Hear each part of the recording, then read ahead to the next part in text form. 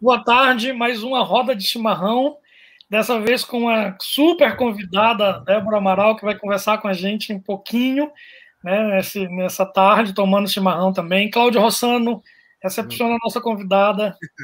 Boa tarde a todos. Débora, uma boa tarde para ti, obrigado por ter aceitado o convite, e como já estávamos conversando, né, esse é um espaço virtual, mas tem a filosofia de uma roda de chimarrão, né, onde a gente senta com amigos para bater um papo agradável, né? Seja bem-vinda. Muito obrigada, uma alegria estar aqui com vocês, com duas pessoas que eu admiro, que eu tenho carinho, que além de colegas de trabalho, são bons parceiros de conversa, assim, nas oportunidades que a gente teve de se encontrar os três, era para uma reunião de 30, 40 minutos e a conversa se espicha, né? Então, muito bom estar aqui com vocês. Eu vejo como uma pausa no tempo mesmo, né? Para a gente para a rotina, sai um pouco da rotina. Então, quando a gente, como convidado, a gente pensa assim, opa, que bom, hoje eu vou fazer uma coisa diferente. Vou conversar com outras pessoas, vou estar em contato com outras pessoas. Então, obrigado pelo convite. Então, já aproveita e já explica para a gente esse tema, né? Uma conversa abre uma brecha no tempo. Então, essa frase não é minha, né? Queria que fosse, mas alguém já pensou ela antes de mim, escreveu, publicou. Então, essa frase é de um escritor espanhol, o Esclier, o Carlos Esclier, né? Eu encontrei essa frase nesse livro, que é um livro, A Conversa como Metodologia de Pesquisa. Ele foi organizado pelo Tiago Ribeiro, pelo Rafael Souza e pela Carmen Sanches. São pessoas que hoje têm convivido, né, no campo do estudo com eles. E o Esclier, ele abre esse livro com esse texto Elogio à Conversa, né? Em forma de convite à leitura. Ele abre o livro, ele vai contar do livro. E lá no meio disso que ele está escrevendo, ele escreve assim: uma conversa, enfim, abre uma brecha no tempo, perfura-o, detém-no, cria uma pausa necessária. É a única matéria da qual é feita a possibilidade de ausentar-se da urgência e da pressa. Então, quando eu li essa frase, é uma frase que eu marquei, assim, a conversa abre uma brecha no tempo.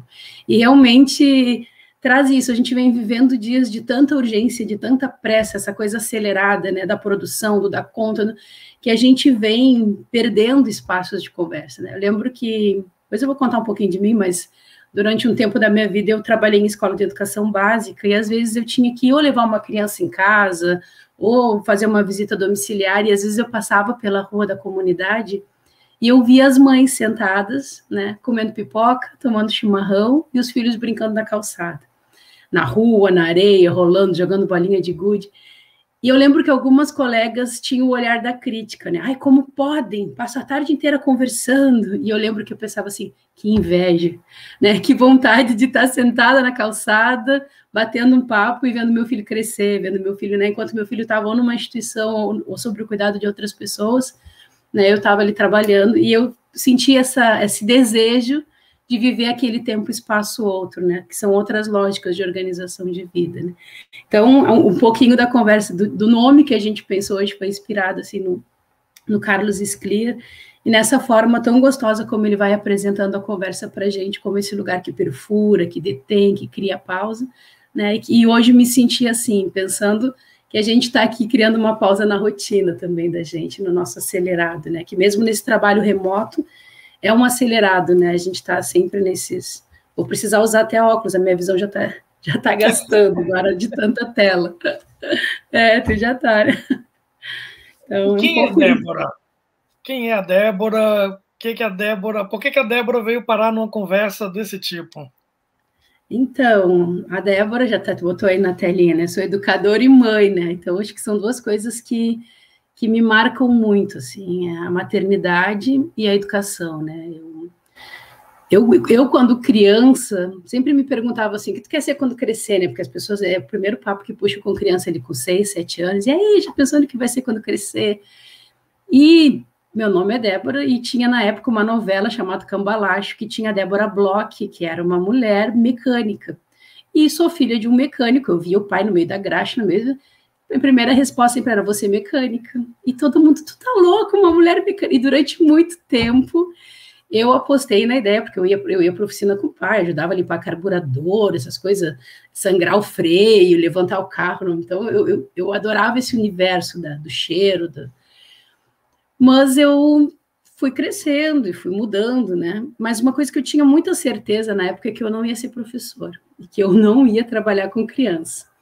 Por quê? Porque todas as pessoas que eu conhecia, que trabalhavam com criança, que trabalhavam no magistério, que trabalhavam com crianças pequenas, elas eram super delicadas no jeito de falar, tipo, ai, a florzinha, o carrinho, vem aqui, e os corpos delicados, pequenininhos, e eu sempre fui muito grandona, muito estabanada, né, sempre muito, eu olhava aquilo e dizia, as crianças nunca vão gostar de mim, e a minha preocupação era estar num lugar onde eu pudesse gostar das pessoas e as pessoas pudessem gostar de mim. Mas dos movimentos que a vida vai fazendo com a gente minha família abriu uma mercearia na esquina de uma escola. E eu atendia as crianças para comprar a merenda antes da entrada na escola. E eu brincava com as crianças, debochava, e as crianças faziam filas para ser atendidas comigo. Às vezes o pai não estava atendendo, a mãe não estava atendendo. Pode passar aqui. Não, vou esperar a tia. E aquela frase, vou esperar a tia, foi me provocando, assim, eu digo, mas tem alguma coisa aqui que eu achava que eu precisava de uma certa delicadeza, mas parece que não, eu acho que eu tenho uma relação com as crianças. E aí eu me desafiei, né, a fazer um vestibular para pedagogia e entrei.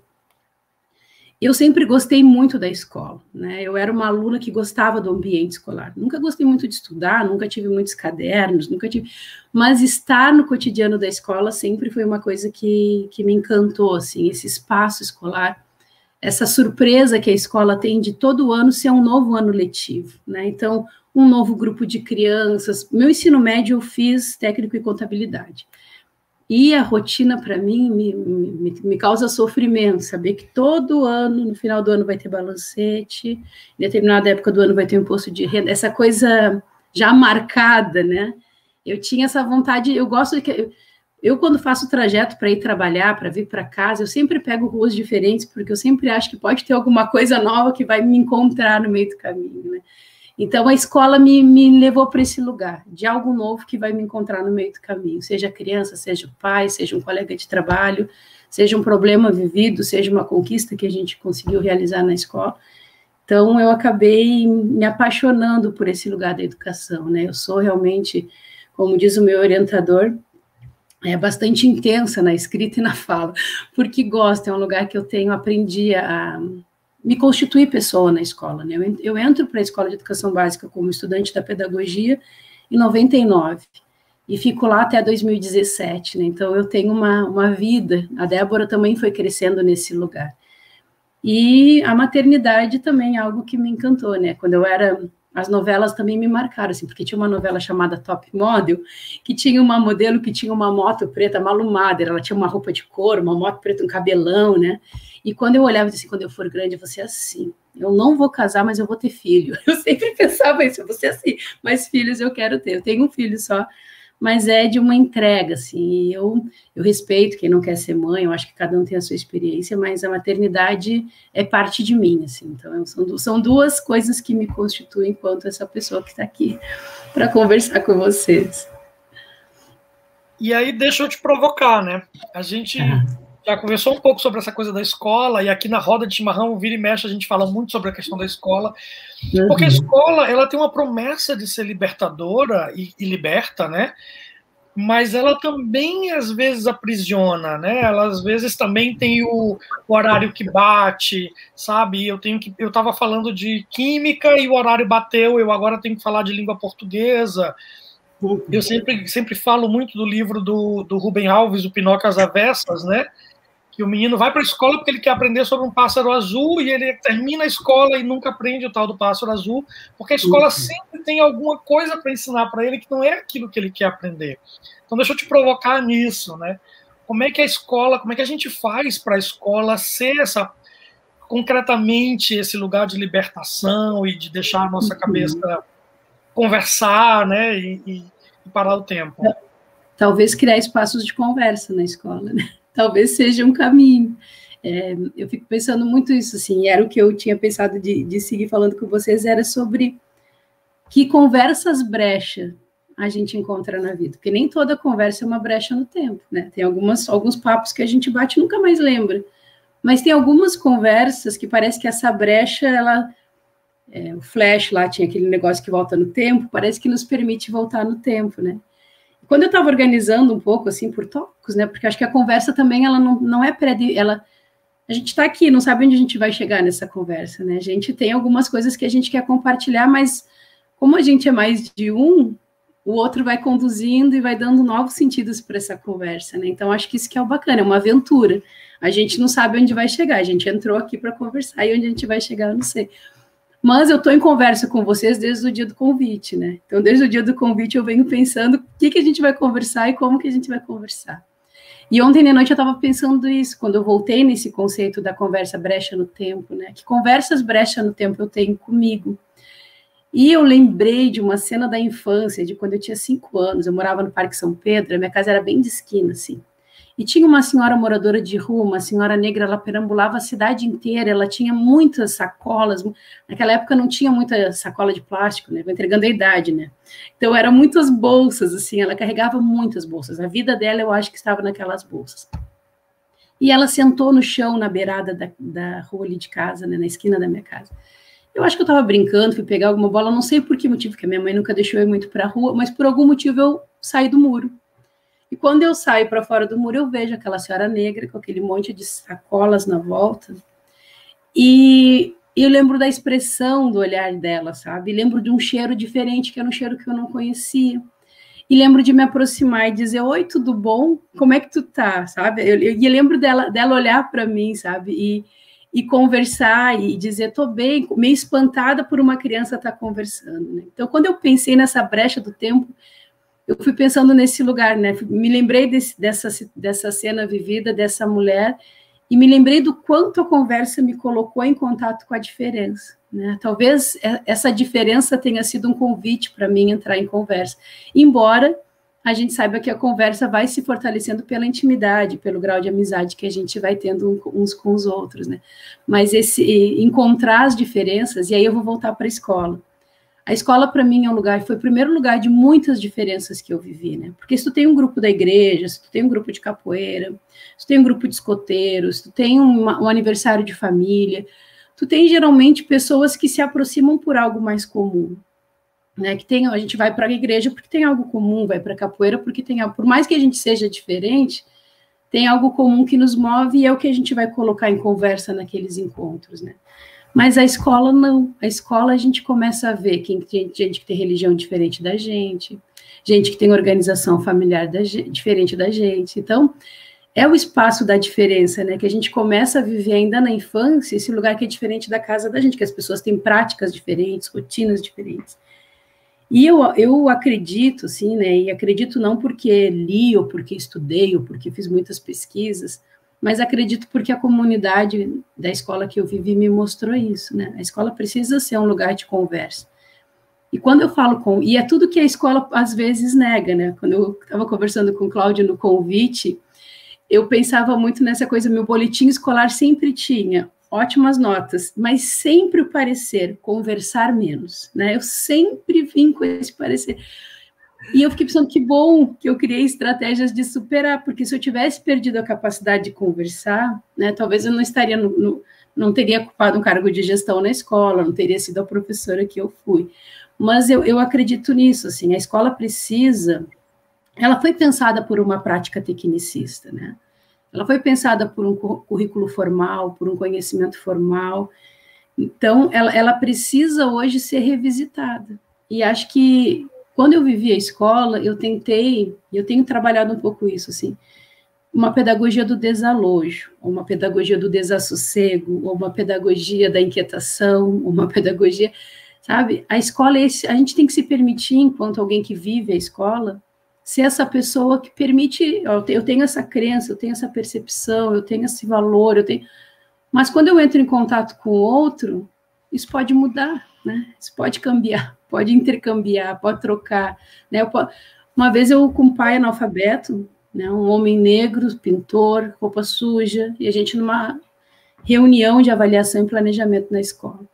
E aí eu conversando sobre a violência, sobre a indisciplina das crianças, e ele olha para mim e diz assim, professora, mas vocês estão muito errados.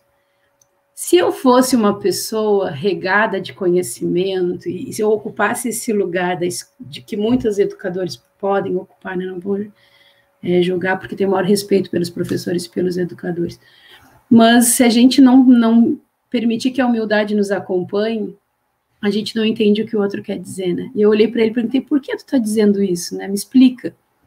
E ele disse para mim, professora, vocês só chamam a gente para conversar quando os nossos filhos fizeram algo muito grave. Mas será que eles não deram sinais antes? E aí, aquele pai que não fez os 4 anos de pedagogia que eu fiz, que não fez o mestrado que eu fiz, me dá uma aula sobre educação de crianças e sobre a relação da família, da escola e das crianças, né? Realmente, por que não conversar antes? Por que não alertar antes? Por que não perguntar antes o que está acontecendo, sabe? Então, se a escola se permitir entrar nesse movimento de conversa e olhar para a diferença, não como a estranheza que exclui, né, mas como a estranheza que diz, tu é diferente de mim, eu sou diferente de ti, mas vem cá, vamos conversar, vamos trocar uma ideia, né? Talvez a gente possa criar ou viver uma outra forma de escola, né? Nessas conversas brechas, assim, eu aprendi muito com a escola. Eu aprendi muito com esse movimento de conversar com as famílias, de conversar com as crianças. Teve uma experiência, minha primeira experiência enquanto coordenadora pedagógica em caso de indisciplina. Tiraram o menino da sala de aula e disseram assim, atende ele que ninguém aguenta mais, atende ele aí. Eu sabia o que era, eu vim da educação infantil, minha formação toda era educação infantil para atender crianças de 4 e 5 anos, e de repente eu estava lá nos anos finais, um adolescente, e eu digo, o que eu vou falar para essa criança? Mas eu sabia que eu tinha que dizer algo, né? Eu não podia deixar ele sentado ali, eu precisava entender o que tinha acontecido e conversar com ele.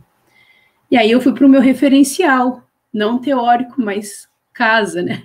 Pensei, o que a minha mãe falaria para mim numa situação dessas? Foi a primeira referência que eu busquei, né? Tipo, minha mãe me diria que a escola é importante, que eu tenho que trabalhar, que eu tenho que ter um emprego, que eu tenho que ter minha independência, que eu tenho que comprar o meu carro, que eu não posso depender... Soltei o verbo, né? Meu amigo, como é que tu sai da aula? Como é que tu entende a escola? Projetei toda a conversa da minha mãe ali com ele. E ele me olhou e um olho foi lá no fundo, disse para mim, tudo mentira tua, Sora.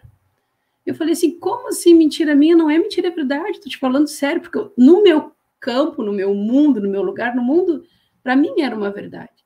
E aí ele disse para mim, mentira tu. A minha irmã se formou aqui na 8ª série, teve festa, teve balão, tá lá em casa, desempregada, cheia de filhos e sem dentes. Olha o lugar que esse menino me leva, né?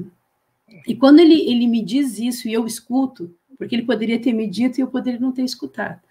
Mas quando eu escuto, eu acho que é aí que acontece a conversa, né?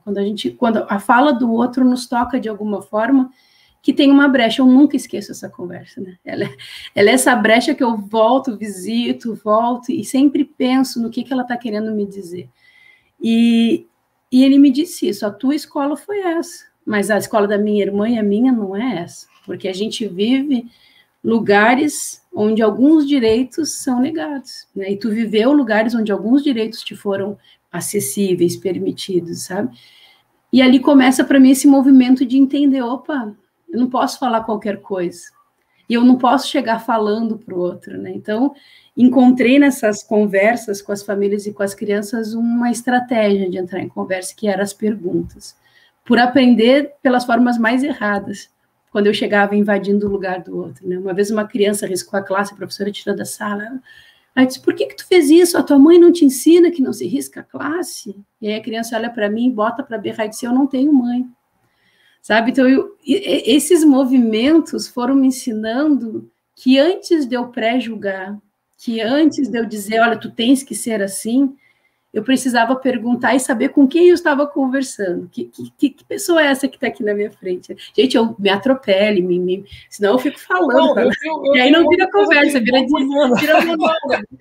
Eu tenho um monte de coisa borbulhando na cabeça, mas eu acho que é isso. Tu tá dando exemplos que a gente foi vivendo, né? Eu também pensei muito para essa conversa, pensei muita coisa. E a gente falando de tempo, eu me lembrei de Einstein, né? Tinha umas coisas do Einstein para dizer. Depois eu me lembrei das culturas africanas, eu me lembrei que tempo é um inquice, né? Se eu não estiver enganado, chamado Kitembo, que é um inquice que ele tem uma única perna e se move girando, se eu não estiver enganado. E essas coisas todas me vieram na cabeça para falar, mas depois eu pensei assim, eu queria citar uma pessoa que, para mim, é uma pessoa muito culta, que é a minha mãe. A minha mãe fez até a 5ª série, mas ela sempre gostou muito de ler. E ela ensinou a gente a ler, né? Ensinou a gente a gostar de ler e cobrava que a gente lesse e tudo mais e tal. E a minha mãe, hoje eu encontro, às vezes, dificuldade para conversar com algumas pessoas, porque a minha mãe sempre conversou com tudo com a gente. Então, a gente falava sobre sexo, por exemplo, na minha casa, a minha mãe decidiu que ela que ia dizer para a gente o que era o sexo, como era o sexo, né? Dizer assim, olha, sexo é bom, eu não vou te dizer que é ruim, mas é melhor se você fizer na hora certa, com a pessoa certa, por uma opção. Então, assim, essa conversa toda me leva a uma situação em que, às vezes, eu digo assim, peraí, essa pessoa não teve a mesma mãe que eu, não teve a mesma conversa que eu tive, e eu tenho que entender que ela tem uma outra história, um outro passo e tudo mais. E como professor, tu me faz lembrar de muitos momentos assim que eu vivi como professor. Eu nunca tirei um aluno da sala de aula, mas eu saí de uma sala de aula uma vez. Quando eu estava começando meu segundo ano como professor, eu saí de uma sala de aula, né? Os alunos eram todos mais velhos que eu dava aula numa turma à noite, no ensino médio, e eu não aguentei a bagunça, não consegui, perdi o controle e saí da sala. E saí me sentindo tão derrotado que eu disse, mas não é esse o papel de um professor, né? Não, eu me senti assim a pior das pessoas por sair daquela sala de aula. E aí depois, isso nunca mais aconteceu, né? Mas outras cenas que aconteceram, que eu acho que é isso que tu fala do pré-julgamento, e tu sabes que eu sou formado em Química Industrial, né? Então eu sou professor de ensino superior, não me é exigido uma licenciatura, e eu fiz depois no mestrado a didática do ensino superior, mas assim, é uma formação completamente diferente de uma formação de licenciatura. Só que eu fui ser professor de licenciatura, né? Eu não era licenciado, mas fui ensinar. Eu não podia ser professor da educação básica, mas eu podia ser professor dos professores. Isso também foi um conflito na minha vida, né? E eu me lembro muito de algumas experiências. Vou tentar falar mais devagar, que eu estou assim animado, falando rápido. Mas eu me lembro de uma experiência de uma aluna que eu tive no interior do Maranhão, e que durante a minha aula de química analítica é a área que eu mais gosto, né? E eu te comentava que eu tenho uma grande amiga, minha melhor amiga, que é praticamente minha irmã, e que nós discordamos de absolutamente tudo, tudo. Então, conversar com ela para mim é sempre muito bom, porque eu sei que ela vai discordar de mim, e aí eu vou poder ter a visão do outro lado. E eu adoro química analítica. E eu dizia para ela assim, eu não consigo entender como é que as pessoas não entendem isso é muito fácil. E ela dizia, não é. É porque você gosta. Mas essa é uma das áreas mais difíceis da química. Você não consegue ver isso porque você gosta muito disso. E eu, numa turma, nessa disciplina, que para a maioria das pessoas é muito difícil, eu tive uma aluna que eu juro por Deus, confesso, diante de todo mundo aqui, que eu pensei, essa moça é burra. Foi a primeira coisa que veio na minha cabeça, essa moça é burra, burra, burra, burra, burra. E me sentia culpado. Pensava isso e me sentia culpado. Graças a Deus eu não abri minha boca para dizer nenhuma bobagem, mas encontrei com ela no cafezinho lá fora. E a gente foi conversar. Sabe, assim, e aí eu fui puxando, no meio de uma conversa que não tinha nada a ver com a disciplina, eu comecei a puxar coisas dela, e aí fui botando o assunto da disciplina, e eu fui percebendo que, na verdade, ela tinha dificuldade de conectar as coisas. E aí eu procurei o apoio, né, ao estudante, e disse, eu acho que essa moça tem um problema de dislexia. Porque o problema não é que ela não tenha conhecimento. Quando eu consigo conversar com ela, eu consigo perceber que ela tem o conhecimento. Mas na hora de uma escrita, ela tem dificuldade de articular isso tudo. Tu entendes? Mas tu viu que interessante isso que tu diz assim, ó, quando a gente estava em outro espaço, né? Sim, um outro espaço. Porque a conversa tem essa coisa da informalidade, né? Às vezes quando tu te abre, né? Eu queria fazer um comentário, justamente sobre isso, né? Eu também, Débora, quando criança, meus boletins escolares eram também, né? Sempre a conversa vinha, olha, conversar menos, conversar. Teve uma época que chegaram a trocar um grupinho de colegas ali, separar dentro da sala, porque era impossível do professor dar aula. Eu entendo, coitado do professor, tentando falar de um assunto e 2, 3 crianças ali sem parar de conversar, né? E aí agora tu falou do espaço, né? Porque, claro, quando a gente é criança talvez não tenha noção, né? Mas existem os espaços, né, apropriados para as conversas, né? E eu acho que o diálogo, é uma opinião minha, de que a conversa, independente da situação, assim, o diálogo ele é muito importante, né? Porque a gente pode decidir coisas, resolver coisas, discutir assuntos seríssimos, né? Se as pessoas têm, pelo menos uma tem interesse de conversar, eu acho que as coisas se resolvem através do diálogo, né? E aí, então, entra o pré-julgamento. Eu lembro daquela experiência, Débora, lá no CAIC, né? Depois tu explica o que é o CAIC, tu pode falar melhor do que é o Kaique, né?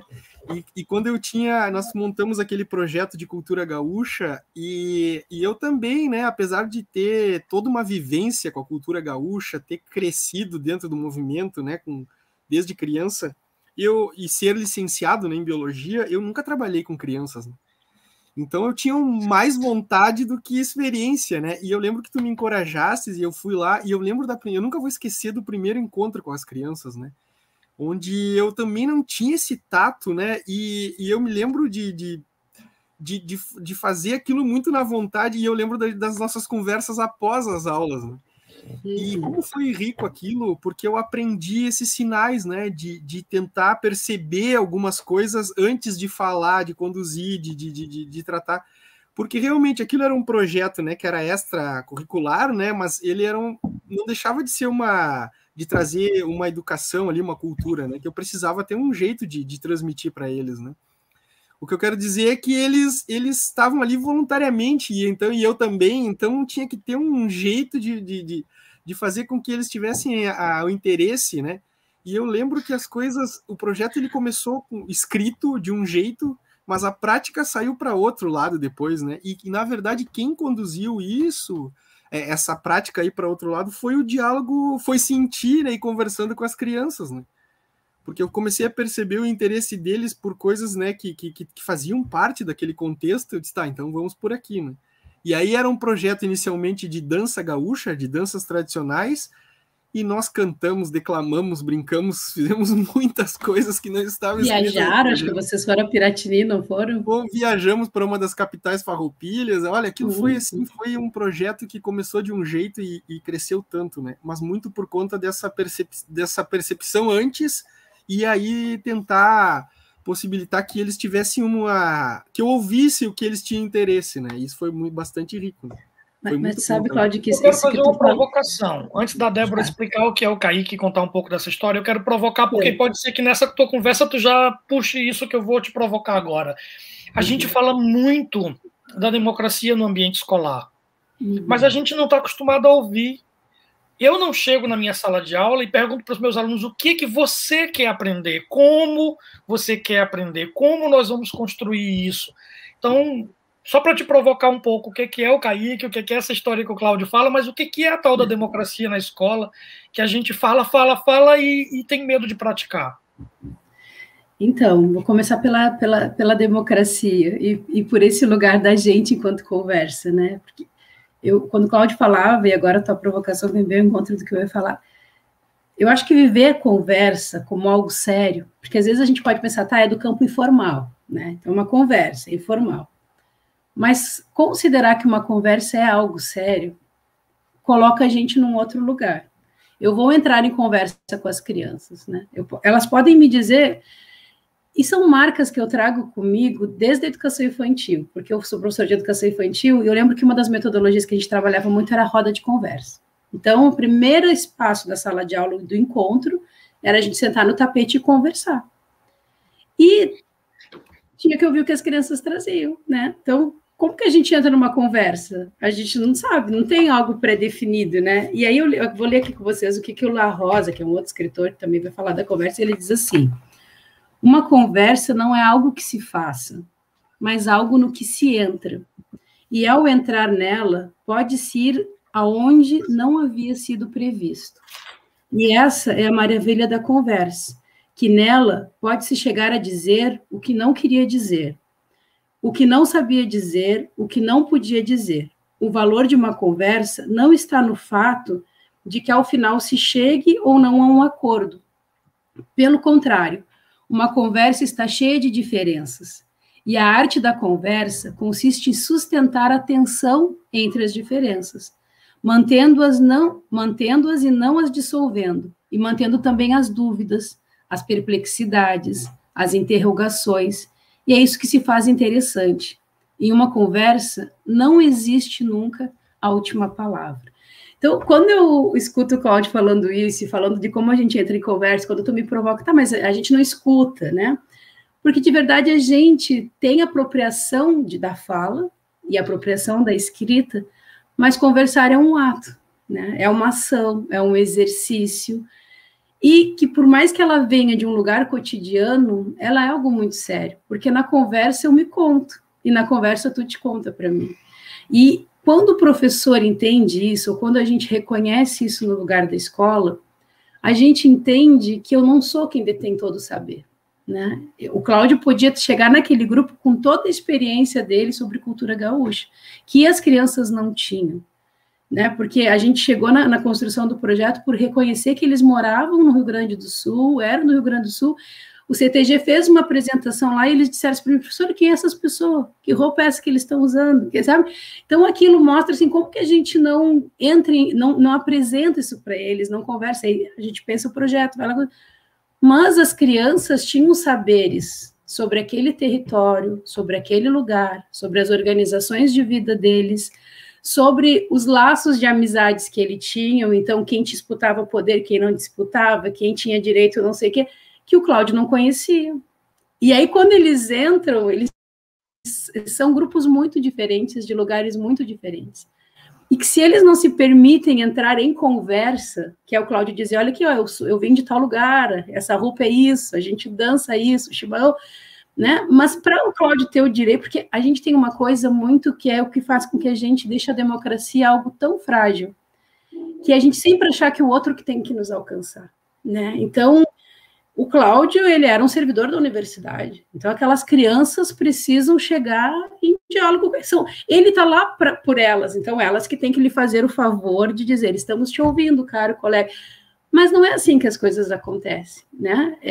Eu aprendi isso muito forte no CAIC, assim, ó, eu preciso descer, e não estou dizendo que eu descer porque eu sou mais importante, ou porque os outros estão abaixo, mas talvez eu tivesse que subir, talvez eles estivessem muito acima e eu que tivesse que subir, mas o movimento era meu, eu era servidora, eu era trabalhadora, eu estava recebendo um salário, eu tinha um compromisso com aquela comunidade, sou uma servidora pública, eu precisava me oferecer ao encontro deles, né? E para isso foram muitas as estratégias, muitas, né? Porque daí, Cláudia, eu vou te provocar uma coisa que eu venho sendo provocada, sabe? O diálogo e a conversa. Primeira coisa que esse cara que fala, o Sclier, é que conversa não é diálogo. E eu disse, como assim conversa não é diálogo? Eu fiquei, né? Freire fala do diálogo, a importância do diálogo, eu sempre tentei ser uma pessoa dialógica e fiquei muito incomodada. E aí eu comecei a me pensar nos meus movimentos de diálogo no CAIC, que é, agora eu vou fazer uma breve, um centro de atenção integral criança e adolescente, né, uma unidade de extensão da FURG, e dentro dessa unidade existe uma escola de educação básica, que não tem ensino médio, então incompleto, e uma unidade básica de saúde, vários servidores terceirizados, e atende as comunidades do entorno da universidade, Vila Maria, Cidade de Águeda, Cibrazen, Castelo Branco. Então, atende que a Castelo Branco, por exemplo, nasce junto com a universidade, né? Eles chegam naquele território quase que ao mesmo tempo, o CAIC, com a universidade não, com o CAIC, né? Então, eles nascem meio que juntos. E eu comecei a pensar quais eram os meus espaços de diálogo, se é diferente, o que eu vivi de diálogo, o que eu vivi de conversa, né? Então, se é diferente, eu vou buscar em mim o que eu vivi. E aí eu comecei a me lembrar da Débora, coordenadora pedagógica, que organizava uma pauta de diálogo para a formação de professores. Então, no meu diálogo com os professores, por exemplo, eu queria falar sobre educação popular. Então, eu levava a pauta. Educação popular, o autor tal fala disso, blá, blá, blá. E aí eu dizia, e aí, pessoal? E aí as pessoas me respondiam, mas estava definido. E eu lembrei de um dia que eu vivi uma experiência que eu cheguei com o meu lapisinho, com a minha folha, com o meu negócio, para fazer a formação dialógica com o meu grupo de professores. E elas disseram assim para mim, ai, por favor, a gente está tão mal hoje, não vamos falar nada disso, vamos só conversar. E eu não estava nem nessa piração aqui de achar que a conversa podia ser uma categoria de estudo filosófico e que podia ter gente que escrevesse sobre conversa. Eu nunca imaginei isso, porque isso foi há uns quase, não sei que tempo atrás, não vou entregar muito a idade aqui. Mas aí, eu não lembro de muitos diálogos formativos com os professores, mas o dia que elas me pedem para conversar, e a conversa que a gente teceu, é uma conversa brecha para mim. Porque teve um peso tão grande, porque instituições são feitas de gente. Eu estava lidando não só com professores, mas com mulheres, com homens, que têm uma vida, que têm uma marca, que têm uma trajetória. Esses professores vivem, nesses contextos de educação periférica, uma realidade, uma proximidade tão grande com a violência, com a vulnerabilidade, com a negação de direitos, que eles entram no processo de vitimização tanto quanto os estudantes. Tu vê uma criança que chega violentada, e tu faz a denúncia, e tu leva para a direção, e tu leva para a coordenação, e tu leva para o conselho pedagógico, e tu leva... E a criança volta no outro dia, e volta no outro dia, e a marca vai ficando maior. A impotência que a gente vive é uma baita violência, sabe? Ela esfrega na cara da gente esse problema que é tão forte que tu não consegue mudar. E conversar com aquelas professoras foi dar para elas o direito de que a pauta não era minha, mas elas trouxeram as pautas para a conversa.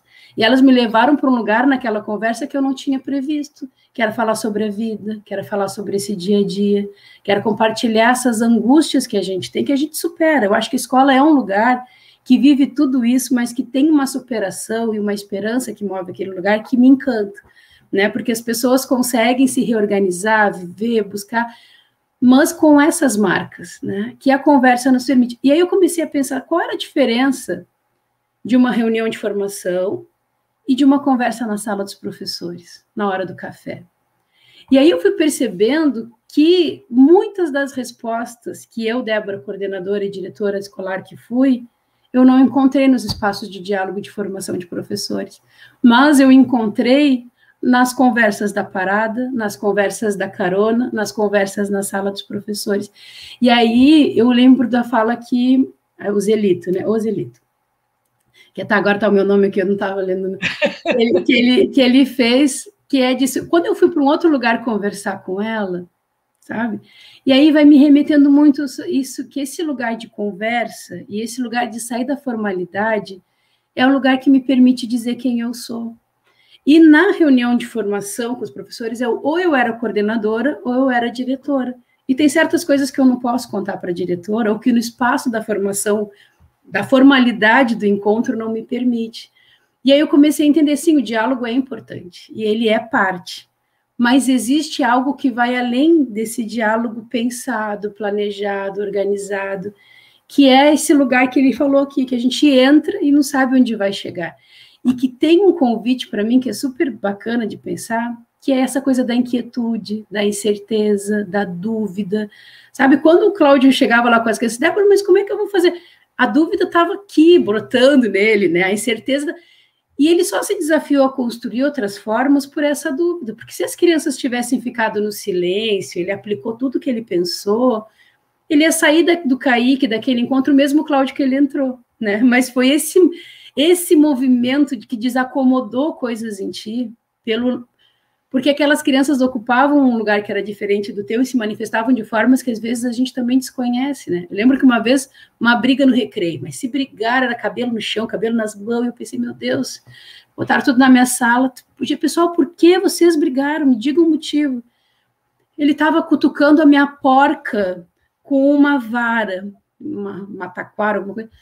E eu pensei, como assim? Onde que tem porca aqui no Kaique? Não foi aqui, foi lá em casa. Eles eram vizinhos, a cerca de madeira, a porca estava encostada no coisa e o outro estava...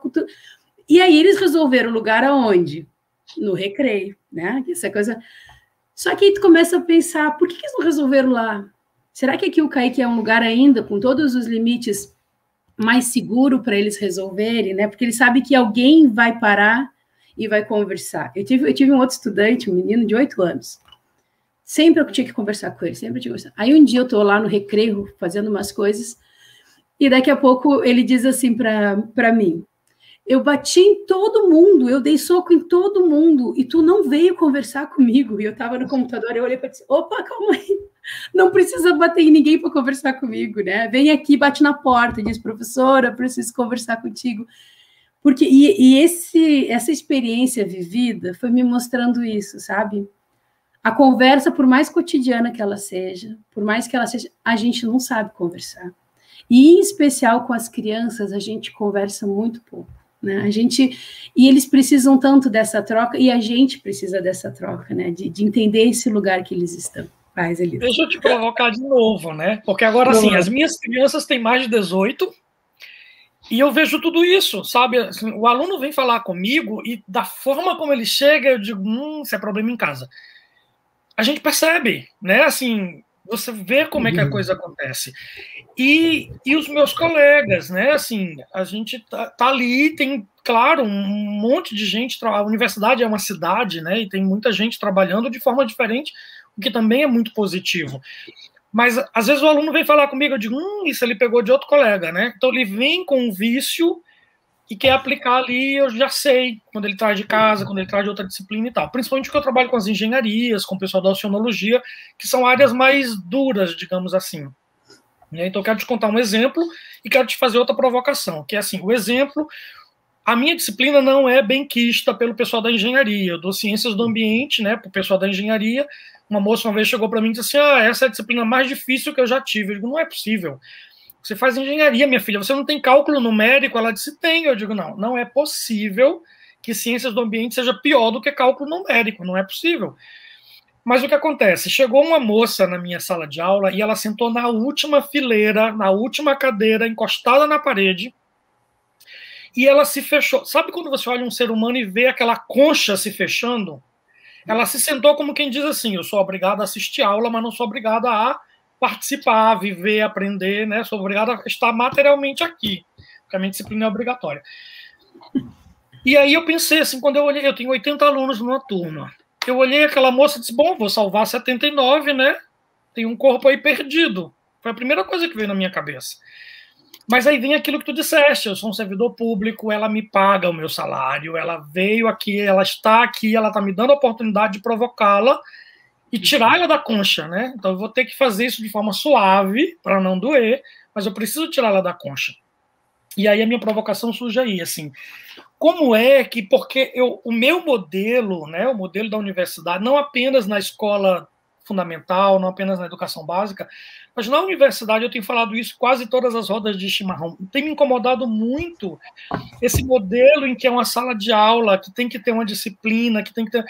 E se eu conseguir ensinar as ciências do ambiente numa conversa, como é que eu quebro esse preconceito, como é que eu quebro esses paradigmas e construo uma educação também no nível superior, né, além do ensino fundamental, além do ensino médio, também no ensino superior, onde eu consiga validar essa conversa, entende? E se o meu aluno quiser participar do meu grupo de extensão e eu consigo certificar que ele aprendeu ciência do ambiente, ou se ele participa do meu grupo de pesquisa e eu consigo certificar que ele aprendeu ciência do ambiente, ou se ele participa de uma roda de debates e eu consigo, ao final de um período, certificar que ele aprendeu ciências do ambiente, sem ele precisar estar numa sala de aula com 80 alunos. E te digo isso porque quando eu também, como vocês, né, era desse tipo que recebia anotaçãozinha de que eu falo demais. Quando eu fui fazer cálculo na universidade, a minha professora, a professora Thelma, que é mãe de uma grande amiga minha, que também é colega de curso, e a primeira coisa que me disseram assim, olha, tu tá ferrado porque na aula da professora Thelma não pode conversar. E eu pensei, se eu não posso conversar, eu não vou aprender. Eu só aprendo se eu conversar. Eu vou ter que achar uma forma de conversar. Então, o que eu fiz? Sentei na primeira cadeira e conversava com ela. Com a professora pode. Então, com ela eu podia. E aí eu consegui aprender porque eu aprendi conversando com ela, tu entendes? Então, como é que eu consigo mudar essa estrutura da educação para que essa conversa possa ser realmente reconhecida como um espaço de aprendizagem? Então, tem não sei se é um biólogo, um físico, que ele chegou a um conhecimento. A gente tem um ditado popular que a gente diz assim, é preciso ver para crer, né? E ele estudou, que conforme, eu não sei explicar direito na linguagem científica, assim, tá? Mas ele estudou que, na verdade, é o contrário. A gente precisa crer para ver, porque a visão, né? Então, eu acho que quando ele chega nesse conhecimento que a gente tem que crer para ver, a gente começa a pensar um pouco nisso. A gente vive uma educação muito descrente. E muito descrente do ser humano, e muito descrente do outro. A gente chegou num patamar, eu mexi com meus professores dos anos finais, né, que são da química, da matemática, eu digo, vocês são ótimos para dialogar com matemática, para dialogar com português, e cadê os adolescentes nisso, né? Por que primeiro a gente não chega para quem é esse grupo que está aqui comigo? Quem são essas pessoas? E como que eu converso os saberes que eu tenho com eles, né?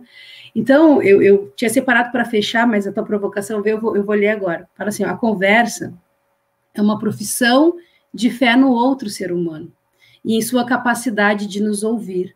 Uma possibilidade de, quem sabe, um dia, mesmo sem concordar, podermos nos compreender. Sabe? Então, eu acredito que para a gente chegar nesse lugar, Zelito, que tu está me provocando, talvez a gente precisa recuperar algumas crenças que a gente perdeu, né? E acho que recuperar essa crença no outro pode nos fazer chegar nesse lugar de me permitir conversar primeiro contigo, para depois com o conhecimento que já foi formalizado.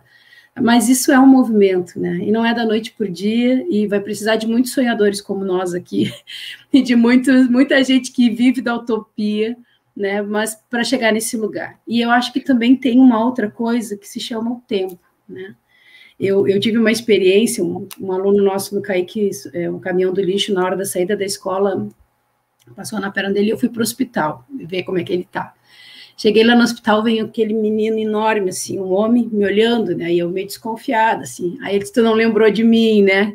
Quando ele fala, tu não lembrou de mim, os olhos é uma coisa que eu lembro muito, assim, eu olhei no olho e falei o nome dele, disse, fulano, eu não acredito que é tu. Ele disse, professora, como eu lembro das coisas que a senhora me falava. E era um menino que, no meu campo de memória, eu achava que era um caso perdido. Eu achava que tudo que eu falei para ele não tinha ficado. Eu achava que ele tinha ficado fechado naquele universo da violência, sabe? Ele disse, professor, hoje eu tenho a minha família, não que isso seja sucesso, tá, gente? Não estou dizendo que isso é, mas é a história dele, né? Eu saí daqui, eu estou morando em outra cidade, né? Eu estou bem, eu tenho uma organização de vida que me faz bem, e eu me lembro muito das coisas que a senhora me dizia. E quando ele me conta aquilo, eu lembro quantas vezes, e eu tinha uma fama quando eu era gestora, ai, tu conversa demais, tu dá papo demais para essa gurizada, era o que eu mais ouvia, sabe? Mas eu pensava, como que a gente vai mudar algumas coisas se a gente não fizer esse movimento de conversar? Tinha uma coisa que acontecia, não sei se é verdade, se é fantasia, uma parte fantasiosa minha, mas eu tinha um movimento que eu enxergava no olho, assim, sabe? Porque sempre que chegava em mim a conversa como diretora, era sempre uma conversa muito tensa, eu pegava eles de um conflito muito grande, né? Então, de uma briga, então eles chegavam tudo assim, com a cara assim, né? E aí eu pensava, cada um, primeira coisa que eu dizia, o que aconteceu? E aí eles queriam falar junto. Eu dizia, não, junto eu não entendo, tem que ser um de cada vez. Aí eles começavam, quem começa? Eu ficava, eu não vou falar. Aí, tá, então vamos lá. Aí tu faz todo mundo, até eles começarem a se contar, eu digo, aí tu tem que explicar por que tu quer que eles falem. Eu digo, eu não estava lá no lugar que vocês estavam, eu não sei o que aconteceu, eu não posso ajudar vocês se vocês não me contarem o que aconteceu. Aí tá, isso gasta um tempo, investe um tempo, né? Aí conta com raiva, achando que tá certo. Teve uma vez um menino, eu com os alunos do 5º ano, eles eram os maiores, a gente tinha muita briga no recreio. Então, antes do recreio, eu passava nas salas e dizia assim, vocês são os maiores, vocês têm que me ajudar, vocês não podem brigar, vocês têm que me ajudar a cuidar dos menores. Eu fazia todo um convencimento de que a escola era nossa, que só dava certo se todo mundo entendesse. Blá, blá. E aí acabou o recreio e me trouxeram o menino grande do 5º ano e o menino menor. E aí gasta um tempo para entender o que estava acontecendo. Ah, professora, eu bati nele. Tá, e por que tu bateu nele? Aí tá todo mundo com o olho assim, por que eu bati nele? Por que tu bateu nele? Porque ele tava, professora, batendo no menor, e a senhora disse que a gente maior tem que... Aí eu digo, puxa, a vida, ele tá coberto de razão, eu pedi, mas a estratégia dele, ele fez o mesmo erro que a criança menor fez, porque ele era maior. Aí eu falei, fiquem os dois em pé, olha para ele, e ele, uma raiva. Eu acho que eu falei umas 15 vezes, olha para ele, o que ele é em relação a ti. Aí daqui a pouco, parece que o olho faz assim, plim, e vira para cima, sabe? Assim, não sei, mas eu sentia isso, tinha algo que aquele olho me comunicava. E aí ele olha para mim e diz, professora, eu sou maior que ele. Eu digo, Então, quando levava um tempo para isso acontecer. Mas quando isso acontecia, eu pensava assim, tá, o cara entendeu. Ele entendeu o que ele fez, ele entendeu por que ele está conversando comigo, ele entendeu, sabe? E são coisas que demandam um tempo, mas que são extremamente importantes. Talvez essa criança não lembre dessa conversa, não lembre dessa coisa, mas eu, enquanto educador está sempre em formação, né? A gente está sempre aprendendo, é uma marca que eu trago comigo e que eu posso hoje compartilhar com vocês por esse lugar que a fala, que a palavra nos permite, né? Então, eu acredito que a gente precisa resgatar as crenças, para a gente poder viver outras formas de educação. E voltar, eu acho que é isso, né? Voltar para aquele momento em que a gente, às vezes, até lembra, fala de que as pessoas realmente se dedicavam a esse papo, né? A essa conversa. Se a gente pegar lá na Grécia Antiga, né? Os filósofos conversavam com seus aprendizes, né? Era um papo realmente.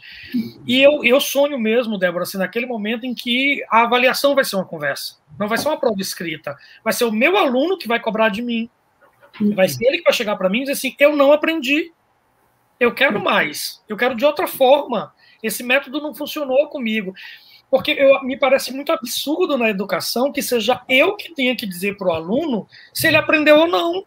É a mesma, eu sempre cito assim, é como se tu fosse num restaurante e quando tu sai do restaurante, o dono do restaurante diz assim, você gostou da comida. Não faz sentido. É você que tem que dizer que está satisfeito ou não. Então, eu tenho esse sonho de, sabe, um dia terminar a minha aula e o aluno diz assim, ih, não entendi nada. Vamos conversar de outro jeito, dá para puxar esse assunto de novo de uma outra forma, né? Vamos reconstruir.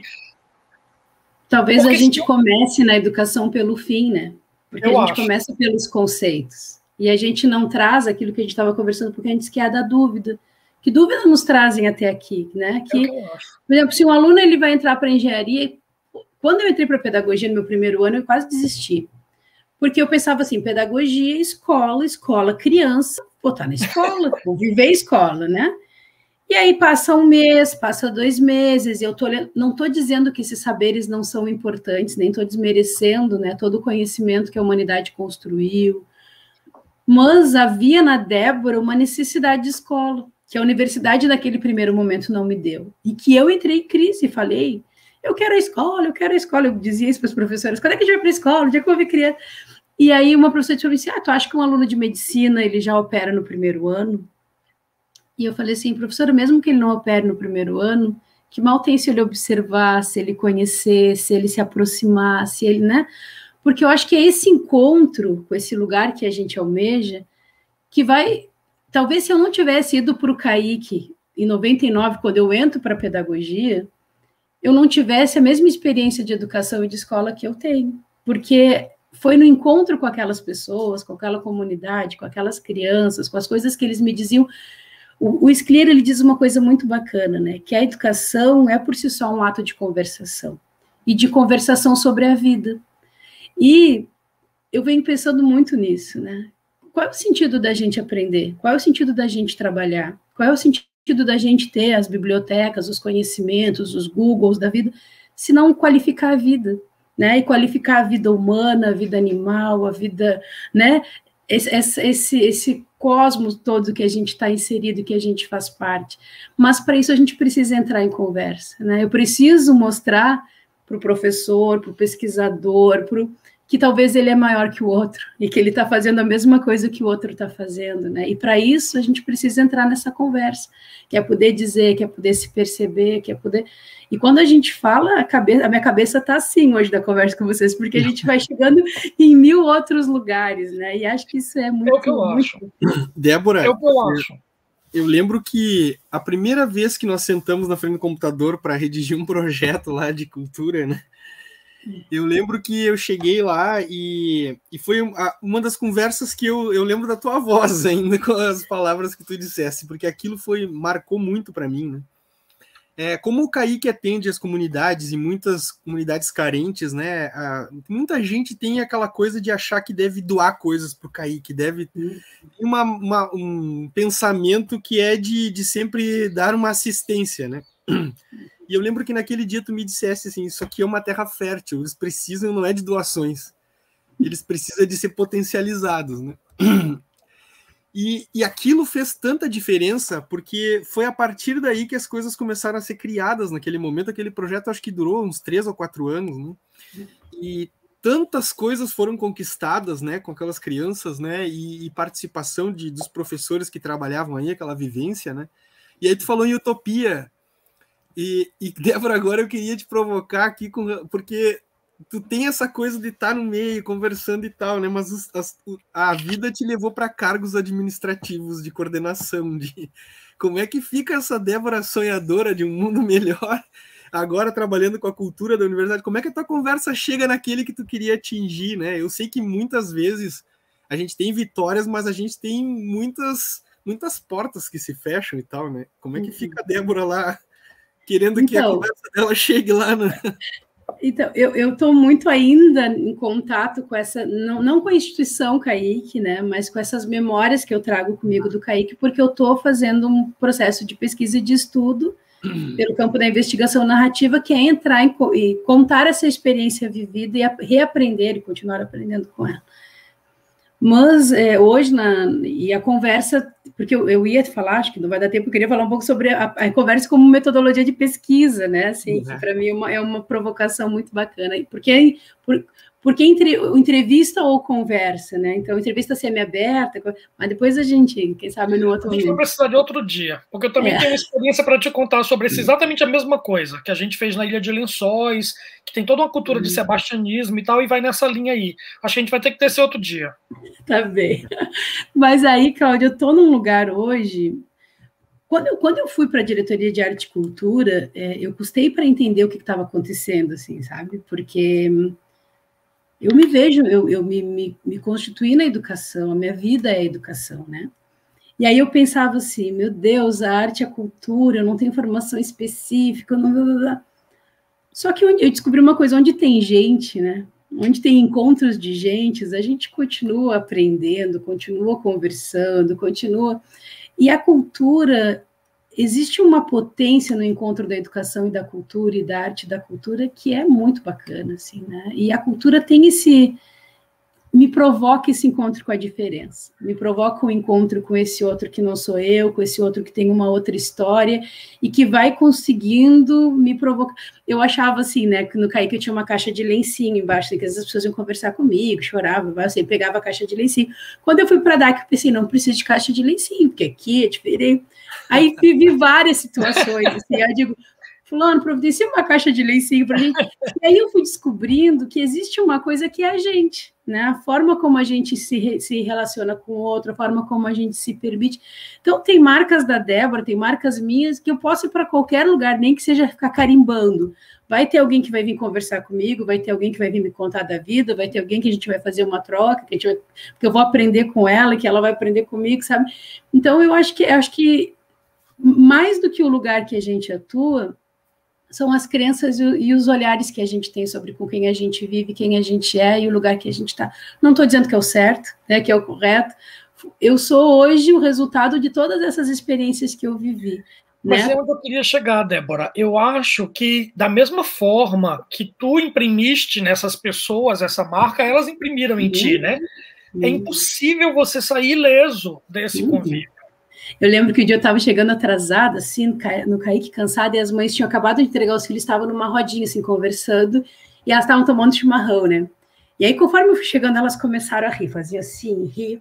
Aí, quando eu cheguei perto, eu disse, ai, tô tão cansada, me dá o chimarrão. E aí, outra mãe disse assim, viu? Eu disse que ela ia pedir o chimarrão pra gente, que ela ia tomar o chimarrão com a gente, porque eles me ensinaram a viver esse mesmo lugar deles, sabe? Quando eu via a comunidade, eu não conseguia pensar assim, eu sou a professora, eu sou a diretora, né? Mas essa vontade de estar junto, de estar com o outro, de permitir viver a experiência do outro, assim. Então, Cláudia, eu acho que hoje eu sou tão feliz na diretoria de arte e cultura quanto eu fui no CAIC, que as provocações que eu estou fazendo hoje disso tudo me remetem muito ao CAIC, as experiências vividas, então eu trouxe elas. Mas a gente hoje também, depois, num outro momento, talvez eu possa vir falar da diretoria de arte e cultura, da relação com a arte e a cultura, da potência dos projetos, né? Desse lugar plural, diverso, dessa riqueza que são as pessoas, os artistas, os agentes culturais, e do tanto que eu tenho aprendido com eles também. Então, nós já temos duas conversas aí para agendar. Uma sobre a conversa como método e a outra sobre a diretoria de cultura. Porque, só para fechar, porque assim, agora eu vou ter que citar o Einstein, né? Quando uma nave está viajando na velocidade da luz, quem está dentro da nave, o tempo para. Mas para quem está do lado de fora, o tempo segue normal. E aí nós estamos aqui congelados no tempo, mas para quem está do lado de fora já chegou às 18 horas e eu tenho aula. Então, infelizmente, a gente vai ter que descer da nave né? Porque eu vou precisar ir para a sala de aula. Vamos fechar essa brecha, depois a gente abre outras. Isso. Estão me perguntando sobre o Golias hoje está comportadinho ali, ele não está participando hoje da roda de chimarrão, não. E é, assim, muito bom, essa conversa muito boa, acho que tem várias provocações que saem daqui, né? Essa coisa de conversar realmente e de acreditar antes de ver, né? Para que a gente possa construir uma educação que é essa que a gente está procurando. Então, assim, muito obrigado mesmo, de verdade. Foi um grande prazer te ouvir e poder conversar um pouquinho contigo. Espero ter te marcado como você me marcou. E passo para o Cláudio aí uma palavra, Cláudio. Eu também, Débora, quero agradecer, né? O Zelito tirou as palavras da minha boca aqui, né?